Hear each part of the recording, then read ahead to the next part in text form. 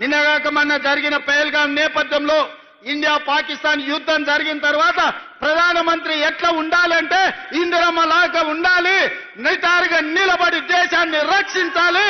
పాకిస్తాన్ తోటి యుద్ధం చేసి యుద్ధంలో పాకిస్తాన్ని రెండు ముక్కలు చేసి ఒక ముక్క బంగ్లాదేశ్, రెండో ముక్క పాకిస్తాన్ అని ఇందిరమ్మ నిరూపించింది 54 ఏళ్ల క్రితం.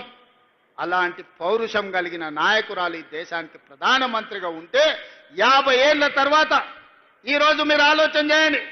ఎంతో మంది ప్రధానమంత్రులైన, ఎంతో మంది రాష్ట్రపతులైన, కానీ తండాలలో, గూడాలలో, మారుమూల పల్లెల్లో వాళ్ళ పేర్లు గుర్తు లేవు.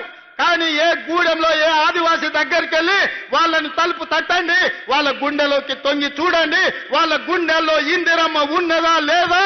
50 ఏళ్ల నిన్నగాక మొన్న జరిగిన పహల్గాం నేపథ్యంలో ఇండియా పాకిస్తాన్ యుద్ధం జరిగిన తర్వాత ప్రధానమంత్రి ఎట్లా ఉండాలంటే ఇందిరమ్మ లాగా ఉండాలి, నిటారుగా నిలబడి దేశాన్ని రక్షించాలి.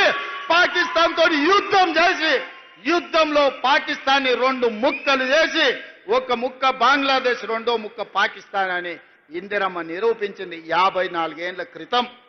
అలాంటి పౌరుషం కలిగిన నాయకురాలు ఈ దేశానికి ప్రధానమంత్రిగా ఉంటే 50 ఏళ్ల తర్వాత ఈరోజు మీరు ఆలోచన చేయండి. ఎంతో మంది ప్రధానమంత్రులైన, ఎంతో మంది రాష్ట్రపతులైన, కానీ తండాలలో, గూడాలలో, మారుమూల పల్లెల్లో వాళ్ళ పేర్లు గుర్తు లేవు. కానీ ఏ గూడెంలో ఏ ఆదివాసి దగ్గరికి వెళ్ళి వాళ్ళని తలుపు తట్టండి, వాళ్ళ గుండెలోకి తొంగి చూడండి, వాళ్ళ గుండెల్లో ఇందిరమ్మ ఉన్నదా లేదా. 50 ఏళ్ల తరువాత కూడా